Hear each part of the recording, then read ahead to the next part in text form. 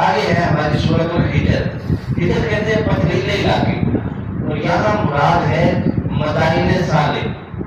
جن لوگوں نے عمرہ کیا ہے نا وہ جانتے ہیں کہ سعودی عرب میں مکہ کے قریب یہ وادیاں موجود ہیں جن کو مدائن صالح کے نام سے موسوم کیا گیا ہے.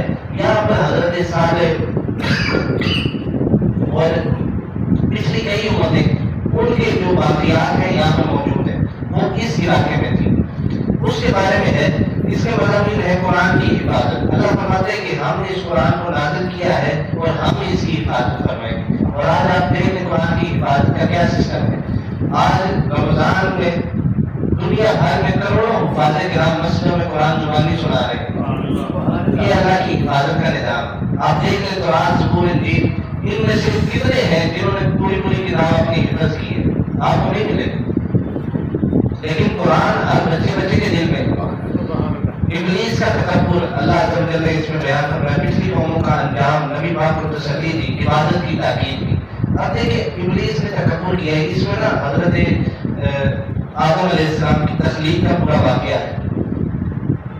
حضرت آدم کی تخلیق کا پورا واقعہ اس میں آتا ہے کہ ہم نے ان کو پیدا فرمایا. اس کے بعد ابلیس نے انکار کیا سجدہ کرنے سے، اور وہ اس پر ہم نے قیامت تک کے لیے لعنت فرما دی، اور قیامت تک کے لیے وہ گمراہیوں میں رہے گا. اب بندہ یہ سوال کرتا ہے کہ اللہ تو ہر چیز پر قادر ہے، تو کیا اللہ دنیا کے ہر بندے کو مسلمان پیدا نہیں کر سکتا؟ اللہ ابلیس کو نافرمانی سے روک نہیں سکتا تھا. تقدیر اللہ نے لکھی ہے نا، بندے نے کیا کرنا ہے دنیا میں یہ سب کچھ اللہ نے لکھا ہے. تو کیا اللہ عز و جل سرے سے ہی دنیا میں تمام کے تمام مسلمان نہیں بھیج سکتا؟ اب اس کا جواب یہ ہے کہ اگر یہی سسٹم کرتا تھا تو پھر فرشتوں کی کیا ضرورت؟ فرشتوں کی جماعت ایسی ہے کہ جو اللہ کی نافرمانی نہیں کرتے، وہ اللہ کی عبادت ہی کرتے. ابلیس نے نافرمانی کی، وہ اصل میں فرشتہ نہیں تھا، وہ جنات کے گروہ سے تھا جس نے فرشتوں میں پرورش پائی تھی اور وہ عبادت کرتا تھا، بڑا عبادت گزار تھا. لیکن اللہ کی نافرمانی کی، اللہ نے قیامت تک کے لیے اس پر لعنت فرمائی. دوسری بات، اللہ عز و جل نے دنیا میں بھیجا ہے امتحان کے لیے.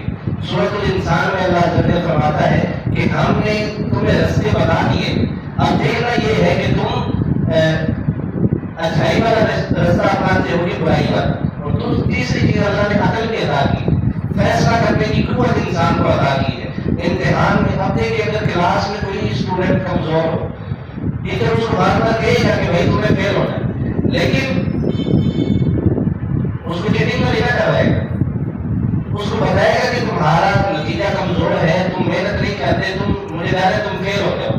اب جب وہ فیل ہو جائے اس میں ٹیچر کا قصور ہے کہ نہیں ہے نا؟ کیونکہ محنت تو وہ سب کو کروا رہا ہے.